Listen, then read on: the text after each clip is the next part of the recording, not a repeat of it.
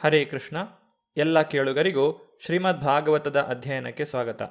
ಕರ್ದಮ ಮತ್ತು ದೇವಹೂತಿಯರ ದಾಂಪತ್ಯದ ಫಲವಾಗಿ 9 ಮಂದಿ ಹೆಣ್ಣು ಮಕ್ಕಳು ಮತ್ತು 10ನೆಯ ಮಗನಾಗಿ ಭಗವಂತನು ಕಪಿಲದೇವನಾಗಿ ಅವತರಿಸಿದನು ಎಂಬುದನ್ನು ನಾವು ಕಳೆದ ಸಂಚಿಕೆಯಲ್ಲಿ ನೋಡಿದ್ದೇವೆ. ಕರ್ದಮ ಮುನಿಯು ತನ್ನ 9 ಮಂದಿ ಹೆಣ್ಣು ಮಕ್ಕಳನ್ನು 9 ಜನ ಮಹರ್ಷಿಗಳಿಗೆ ವಿವಾಹ ಮಾಡಿದನು.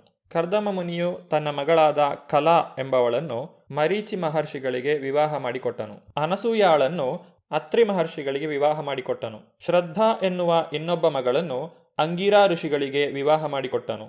ಹವಿರ್ಭೂ ಎಂಬುವ ಇನ್ನೊಬ್ಬ ಮಗಳನ್ನು ಪುಲತ್ಸ್ಯರಿಗೆ ವಿವಾಹದಲ್ಲಿ ಕೊಟ್ಟನು.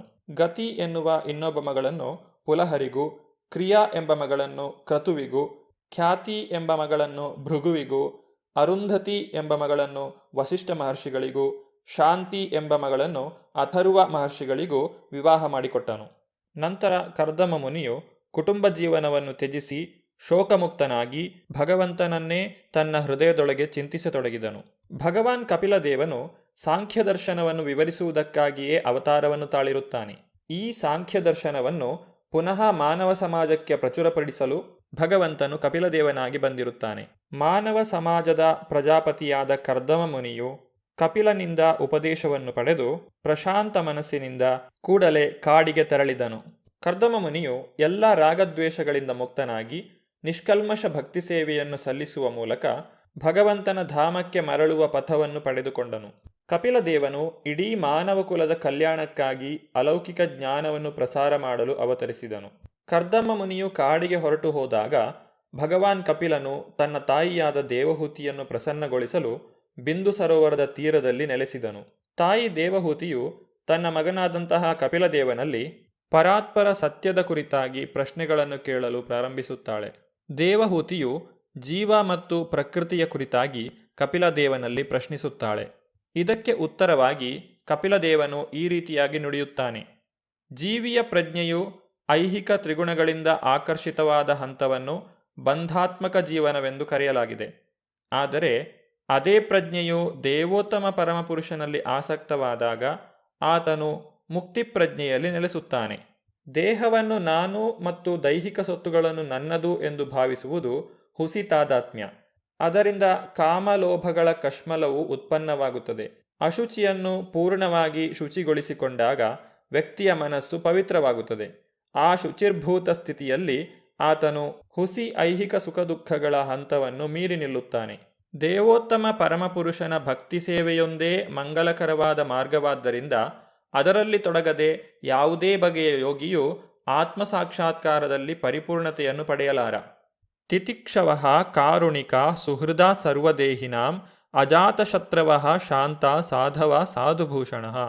ಸಾಧುವಿನ ಲಕ್ಷಣಗಳೆಂದರೆ ಆತನು ಸಹನಶೀಲನೂ ಕರುಣಾಳುವೂ ಸಕಲ ಜೀವಿಗಳಲ್ಲಿ ಸೌಹಾರ್ದವುಳ್ಳವನೂ ಆಗಿರುತ್ತಾನೆ. ಆತನಿಗೆ ಶತ್ರುಗಳಿರುವುದಿಲ್ಲ. ಆತನು ಶಾಂತನಾಗಿರುತ್ತಾನೆ. ಧರ್ಮಗ್ರಂಥಗಳಿಗೆ ಬದ್ಧನಾಗಿರುತ್ತಾನೆ. ಆತನ ಚಾರಿತ್ರ್ಯ ಉದಾತ್ತವಾಗಿರುತ್ತದೆ. ಅಂತಹ ಸಾಧುವು ಅನನ್ಯ ಭಾವದಿಂದ ಭಗವಂತನ ದೃಢವಾದ ಭಕ್ತಿ ಸೇವೆಯಲ್ಲಿ ತೊಡಗಿರುತ್ತಾನೆ.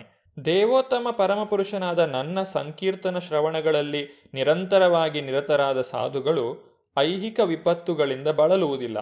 ಏಕೆಂದರೆ ಅವರು ಸದಾ ನನ್ನ ಲೀಲೆ ಮತ್ತು ಕಾರ್ಯಗಳ ಚಿಂತನೆಯನ್ನು ತುಂಬಿಕೊಂಡಿರುತ್ತಾರೆ. ಸತಾಂ ಪ್ರಸಂಗಾನ್ ಮಮ ವೀರ್ಯ ಸಂವಿದೋ ಭವಂತಿ ಹೃತ್ಕರ್ಣ ರಸಾಯನ ಕಥಾ ತಜ್ಜೋಷಣಾದಾಶು ಅಪವರ್ಗವರ್ತ್ಮನಿ ಶ್ರದ್ಧಾರತಿ ಭಕ್ತಿರನುಕ್ರಮಿಷ್ಯತಿ. ಶುದ್ಧ ಭಕ್ತರ ಸಂಘದಲ್ಲಿ ದೇವೋತ್ತಮ ಪರಮಪುರುಷನ ಲೀಲೆ ಮತ್ತು ಕ್ರಿಯೆಗಳನ್ನು ಕುರಿತು ನಡೆಸುವ ಚರ್ಚೆಯು ಕಿವಿಗೂ ಹೃದಯಕ್ಕೂ ತುಂಬ ಮುದವನ್ನೂ ತೃಪ್ತಿಯನ್ನೂ ನೀಡುತ್ತದೆ. ಅಂತಹ ಜ್ಞಾನದ ವ್ಯವಸಾಯದಿಂದ ಮನುಜನು ಹಂತ ಹಂತವಾಗಿ ಮುಕ್ತಿಯ ಪಥದಲ್ಲಿ ಪ್ರಗತಿಯನ್ನು ಸಾಧಿಸುವನು. ಆ ಬಳಿಕ ಆತನು ಬಿಡುಗಡೆಯನ್ನು ಹೊಂದುವನು. ಆತನ ಆಕರ್ಷಣೆ ಸ್ಥಿರವಾಗುವುದು. ಆಗ ನೈಜ ಭಕ್ತಿ ಮತ್ತು ಭಕ್ತಿ ಸೇವೆ ಆರಂಭವಾಗುವುದು. ಹೀಗೆ ಭಕ್ತರ ಸಂಘದಲ್ಲಿ ಭಕ್ತಿ ಸೇವೆಯಲ್ಲಿ ಪ್ರಜ್ಞಾಪೂರ್ವಕವಾಗಿ ನಿರತನಾದ ವ್ಯಕ್ತಿಯು ಪ್ರಸಕ್ತ ಮತ್ತು ಮುಂದಿನ ಜಗತ್ತುಗಳೆರಡರಲ್ಲೂ ಭಗವಂತನ ಕ್ರಿಯೆಗಳ ನಿರಂತರ ಚಿಂತನೆಯಿಂದ ಇಂದ್ರಿಯ ತುಷ್ಟಿಯಲ್ಲಿ ವೈರಾಗ್ಯವನ್ನು ಪಡೆಯುತ್ತಾನೆ. ಕೃಷ್ಣ ಪ್ರಜ್ಞೆಯ ಈ ಪ್ರಕ್ರಿಯೆಯು ಅತಿ ಸುಲಭವಾದ ಯೋಗ ಪ್ರಕ್ರಿಯೆಯಾಗಿದೆ. ಭಕ್ತಿ ಸೇವೆಯ ಪಥದಲ್ಲಿ ವಾಸ್ತವಿಕವಾಗಿ ನೆಲೆಸಿದವನು ಮನಸ್ಸನ್ನು ನಿಗ್ರಹಿಸಲು ಶಕ್ತನಾಗುವನು. ಕಪಿಲದೇವನ ಉಪದೇಶಗಳನ್ನು ದೇವಹೂತಿಯು ಮನಸ್ಸಿಟ್ಟು ಕೇಳಿಸಿಕೊಳ್ಳುತ್ತಿದ್ದಳು. ನಂತರ ದೇವಹೂತಿಯು ಕಪಿಲನಲ್ಲಿ ತನ್ನ ಎರಡನೆಯ ಪ್ರಶ್ನೆಯನ್ನು ಕೇಳುತ್ತಾಳೆ. ಭಗವಂತನ ಪಾದಕಮಲಗಳ ಸೇವೆಯನ್ನು ಸುಲಭವಾಗಿ ಶೀಘ್ರವಾಗಿ ಹೊಂದಲು ವ್ಯಕ್ತಿಗೆ ಸಹಾಯ ಮಾಡುವ ಯಾವ ಬಗೆಯ ಭಕ್ತಿ ಸೇವೆಯನ್ನು ಅಭಿವೃದ್ಧಿಪಡಿಸಿಕೊಳ್ಳುವುದು ಮತ್ತು ಅಭ್ಯಾಸ ಮಾಡುವುದು ಒಳ್ಳೆಯದು? ಆ ಯೋಗ ಪದ್ಧತಿಯ ಲಕ್ಷಣಗಳನ್ನು ದಯವಿಟ್ಟು ನನಗೆ ತಿಳಿಸಿಕೊಡು. ಆ ಉದಾತ್ತವಾದ ಯೋಗವನ್ನು ನಿಜವಾಗಿ ಅರಿಯಬಲ್ಲ ಅದೆಷ್ಟು ದಾರಿಗಳಿವೆ? ತಾಯಿ ದೇವಹೂತಿಯ ಪ್ರಶ್ನೆಗಳಿಗೆ ಉತ್ತರಿಸುತ್ತಾ ಕಪಿಲದೇವನು ಈ ರೀತಿಯಾಗಿ ನುಡಿದನು. ದೇವೋತ್ತಮ ಪರಮಪುರುಷನ ಭಕ್ತಿ ಸೇವೆಯಲ್ಲಿ ನಿರತವಾದಾಗ ಮುಕ್ತಿಗಿಂತ ಅದೆಷ್ಟೋ ಪಾಲು ಉತ್ತಮವಾದದ್ದನ್ನು ಸಾಧಿಸಲು ಸಾಧ್ಯ.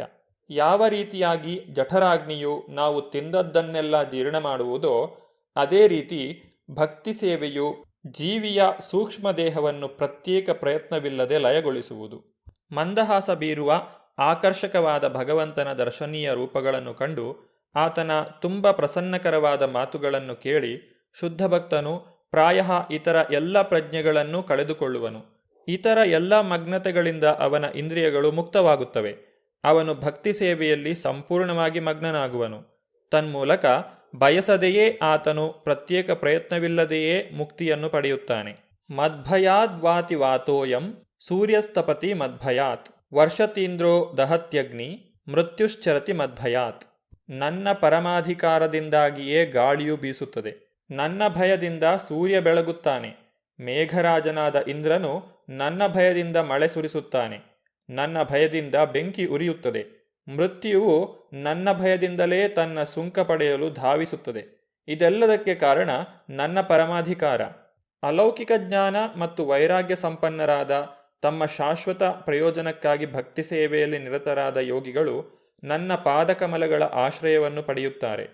ನಾನು ಭಗವಂತನಾದ್ದರಿಂದ ಅವರು ಭಯವಿಲ್ಲದೆ ಭಗವತ್ ಸಾಮ್ರಾಜ್ಯವನ್ನು ಪ್ರವೇಶಿಸಲು ಅರ್ಹರಾಗುತ್ತಾರೆ.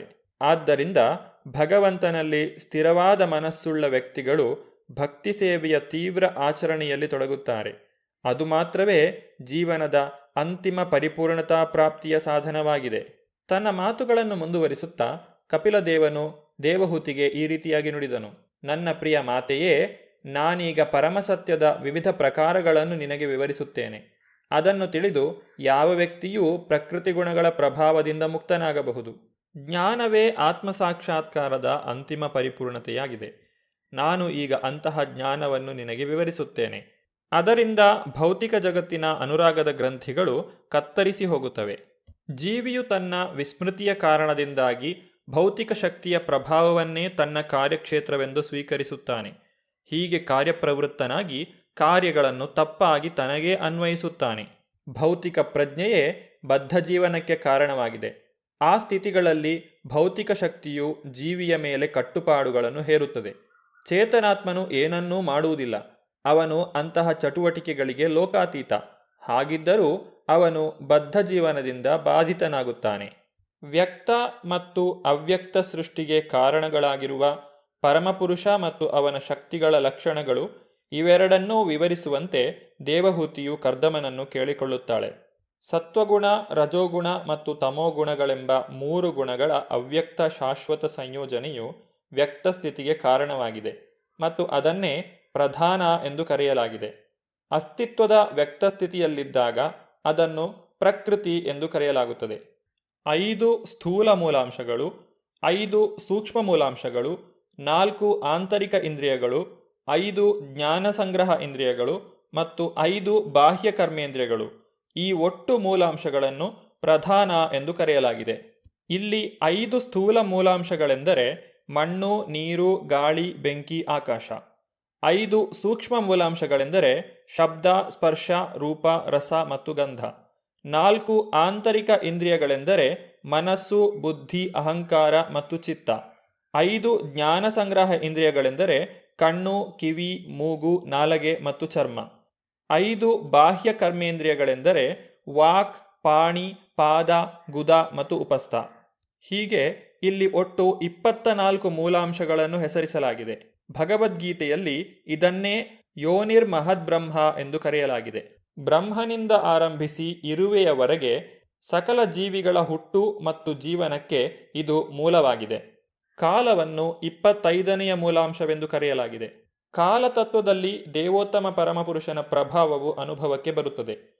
ಭೌತಿಕ ಪ್ರಕೃತಿಯ ಸಂಬಂಧವನ್ನು ಹೊಂದಿ ಭ್ರಾಂತಿಗೊಂಡ ಜೀವಿಯ ಅಹಂಕಾರದಿಂದಾಗಿ ಮರಣ ಭಯವನ್ನು ಅದು ಉಂಟುಮಾಡುತ್ತದೆ. ಕಪಿಲದೇವನು ತನ್ನ ತಾಯಿಯಾದಂತಹ ದೇವಹೂತಿಗೆ ಉಪದೇಶವನ್ನು ಮಾಡಿರುವ ಈ ಸಾಂಖ್ಯ ಸಿದ್ಧಾಂತದ ಮುಂದುವರಿದ ಭಾಗವನ್ನು ನಾವು ಮುಂದಿನ ಸಂಚಿಕೆಯಲ್ಲಿ ನೋಡೋಣ. ಧನ್ಯವಾದಗಳು. ಹರೇ ಕೃಷ್ಣ.